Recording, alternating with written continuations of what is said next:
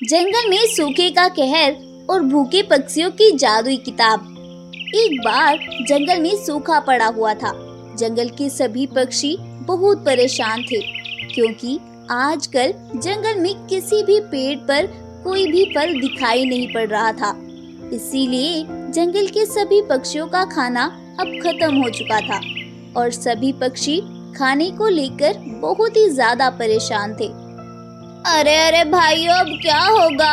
हमारे जंगल के सभी पेड़ तो खाली हो चुके हैं और शायद इसमें भी कहीं ना कहीं हमारी ही गलती है।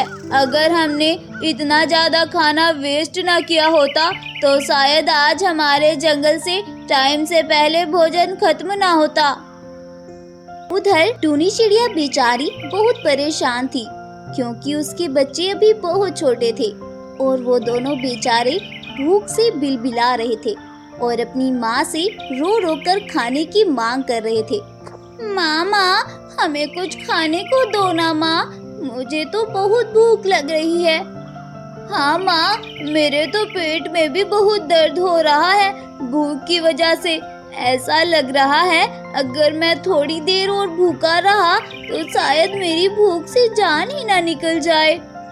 टूनी चिड़िया बेचारी अपने बच्चों को ऐसा कहते देखकर परेशान हो जाती है और वह परेशानी की हालत में जंगल में निकलती है।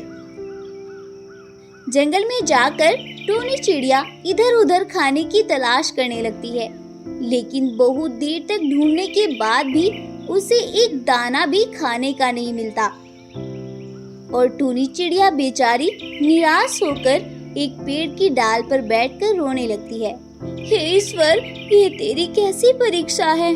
प्लीज मेरी कोई मदद करे, नहीं तो आज मेरे बच्चे भूख से मर जाएंगे। वो ऐसा बोल बोल कर खूब रो रही थी कि तभी वहाँ पर एक तेज रोशनी के साथ एक जादुई किताब प्रकट होती है और उसके साथ एक सफेद चिड़िया भी होती है और वह चिड़िया उससे बोलती है, ये लो टूनी चिड़िया बहन, तुम्हारी परेशानी का हल। जो भी तुम इस किताब से मांगोगी वह चीज तुरंत ही इस किताब की मदद से तुम्हें मिल जाएगी। ऐसा बोलकर वह सफेद चिड़िया वहाँ से गायब हो जाती है और टूनी चिड़िया उस किताब को लेकर अपने बच्चों के पास आती है और उस किताब से कुछ खाना मांगती है। चिड़िया के कहते ही उस किताब में से खाने की चीजें बाहर आने शुरू हो जाती हैं और टूनी चिड़िया के बच्चे उस जादुई किताब को देखकर बहुत खुश होते हैं और जब उसके अंदर से खाना बाहर आता है तो उसे देखकर वो दोनों झूमने लगते हैं और अपनी मामा से बोलते हैं, मामा, ये कैसी किताब है? इसके अंदर से तो बहुत सारा खाना बाहर आ रहा है। हाँ बेटा, ये किताब मुझे आसमान की एक जादुई परी ने दी है और ये एक जादुई किताब है। इससे हम जितना भी खाना मांगेंगे ये हमें उतना ही खाना दे देगी। अब टूनी चिड़िया और उसके बच्चे बहुत खुश थे। रात होती है और टूनी चिड़िया फिर से उस किताब को अपना मनपसंद खाना बता देती है और वह जादुई किताब उसे उसका मनपसंद भोजन दे देती है। अब वो तीनों माँ बेटे बहुत खुश थे।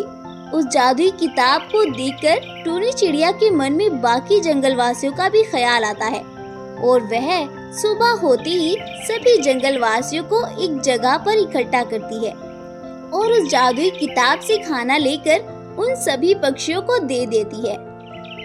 जंगल के सभी पक्षी इतना खाना देखकर बहुत खुश होते हैं और वो सभी मिलकर टूनी चिड़िया का शुक्रिया अदा करते हैं और अब हर रोज सभी पक्षी एक जगह पर इकट्ठा होते हैं और उस जादुई किताब से खाना मांगकर वो सब मजे से खाना खाते हैं। इस तरह से उस जादुई परी की मदद से जंगल की खाने की परेशानी सॉल्व हो जाती है और सभी जंगलवासी उस जंगल में फिर से खुशी खुशी रहने लगते हैं। तो दोस्तों, इस कहानी से हमें ये सीख मिलती है कि ऊपर वाले के यहाँ किसी भी चीज की कमी नहीं है। अगर सच्चे मन से कुछ मांगोगे तो वह आपको जरूर मिलकर रहेगा।